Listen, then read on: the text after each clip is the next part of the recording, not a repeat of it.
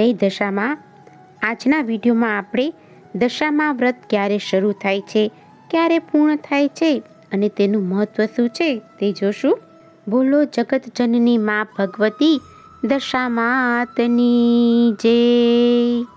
દશામાં વ્રત એ ઘણું પુણ્યશાળી, ભક્તોના દુઃખ દૂર કરનારું, ભક્તોની દશા બદલનારું વ્રત છે।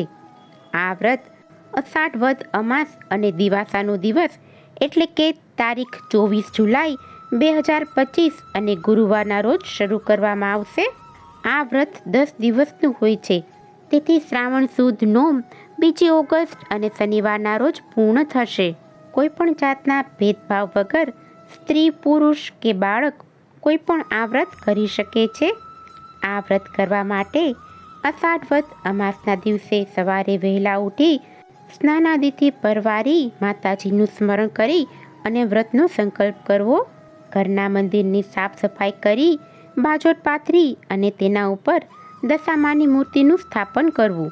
કાચા સૂતરના 10 તાંતણા લઈ 10 ગાંઠ વાળવી, હળદરથી રંગી અને કાંડામાં કે ગળામાં પહેરવા। વ્રતના 10 દિવસ દરમિયાન માતાજીને ધૂપ દીપ નૈવેદ્યથી પૂજા અર્ચના કરવી, આરતી કરવી, થાળ ધરાવો અને વ્રતકથા અવશ્ય સાંભળવી। આ દિવસોમાં દાન પુણ્ય કરવા, કોઈની નિંદા કુથલી કરવી નહીં, ખોટું બોલવું નહીં અને બ્રહ્મચર્ય પાળવું। માતાજીના મંત્ર જાપ કરવા અને ભક્તિમય દિવસો પસાર કરવા। 10 દિવસ સુધી ઉપવાસ કે એકટાણું કરી અને વ્રત કરી શકાય। 10મા દિવસે જાગરણ કરી અને માની મૂર્તિનું તળાવ કે નદીમાં વિસર્જન કરવું। આમ 10 દિવસ સુધી પૂર્ણ શ્રદ્ધાથી ભક્તિભાવથી માની પૂજા અર્ચના કરવા, જેથી મા દયાળુ દશામાં સર્વ ભક્તોના સંકટ હરી લે છે અને ભક્તોની દશા બદલી દે છે।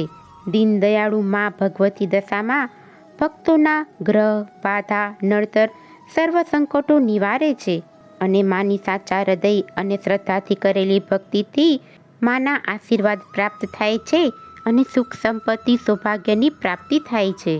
બોલો દીન દયાળુ ભગવતી દશામાતની જય।